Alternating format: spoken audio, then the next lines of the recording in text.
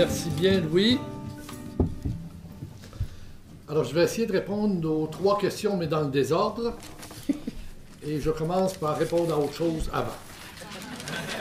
Je ne fais pas le portrait du poids économique de l'économie sociale et solidaire du Québec. Je prends pour acquis que c'est entendu.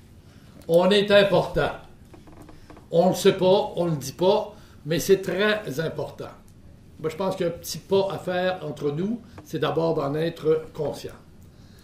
Le poids social est aussi extraordinairement important, comme mouvement de l'économie sociale et solidaire, mais comme aujourd'hui, quand on additionne tous les partenaires et tous les réseaux et tous les mouvements sociaux, quand c'est en convergence, c'est très important comme poids social.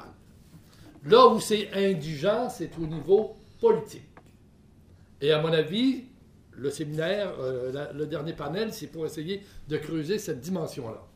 Dans la dimension politique, je pense qu'on a 3 choses à atteindre.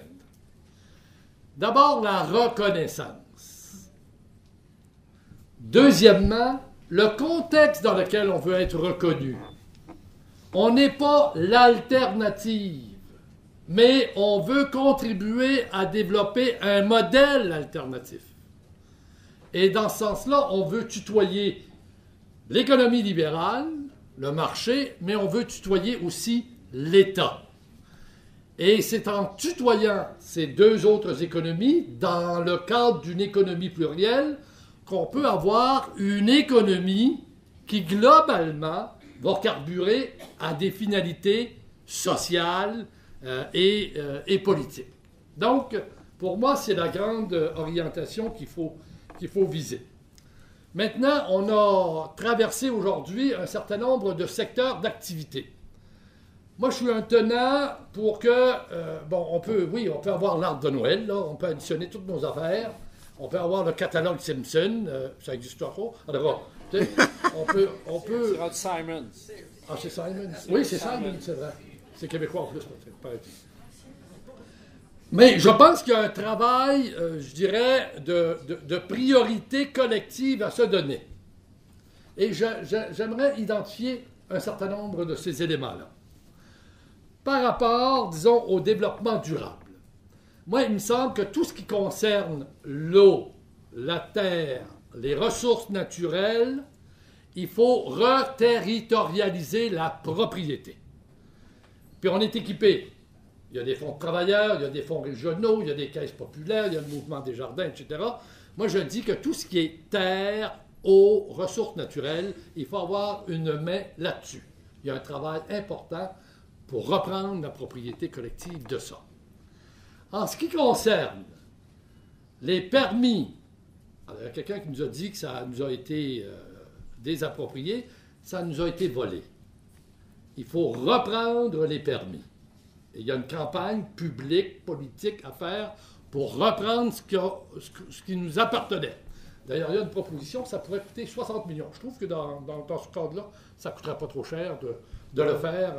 Il faut voir la proposition de Renaud Lapointe notamment. Donc, reterritorialisation de nos biens communs. Concernant l'énergie et le climat, j'ajoute un élément structurant dont on nous a parlé, c'est effectivement le monorail.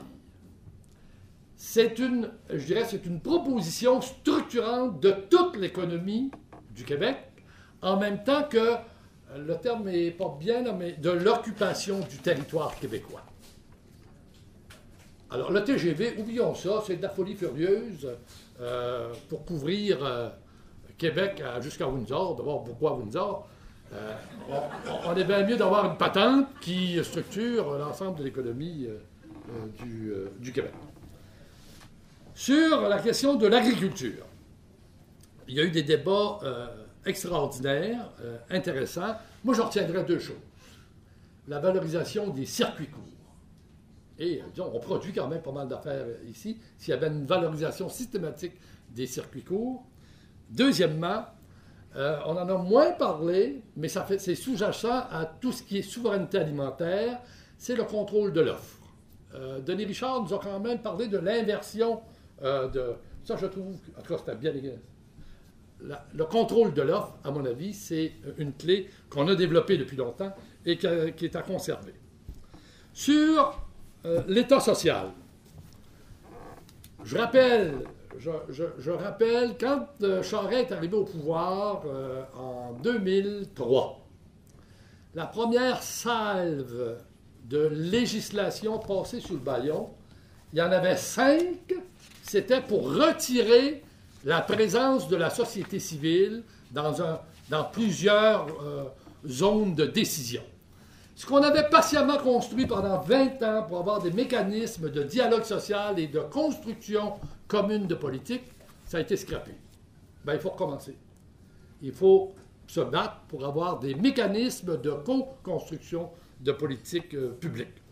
Deuxième chose, mais ça c'est dans le cadre de la souveraineté du Québec, il y a effectivement à établir la régionalisation, c'est-à-dire des lieux de décision politique au niveau des régions. Je sais qu'on ne peut pas faire ça tout de suite, mais il faudrait peut-être y travailler parce que la démocratisation passe par là. Concernant, disons, les rapports Nord-Sud, oui, on a à travailler à une autre mondialisation, c'est sûr, mais on ne pourra pas faire ça tout seul. Et l'expérience qu'on vit aujourd'hui, à mon avis, est à consolider. C'est l'autre mondialisation, on va construire ça avec l'ensemble des grands réseaux, d'abord au Québec, mais au plan international, c'est archi important de pouvoir être de ceux qui proposent l'alliance avec les grands réseaux. Et sur l'action politique, je termine là-dessus, parce que j'avais dit que je ne prendrais pas plus que 10 minutes.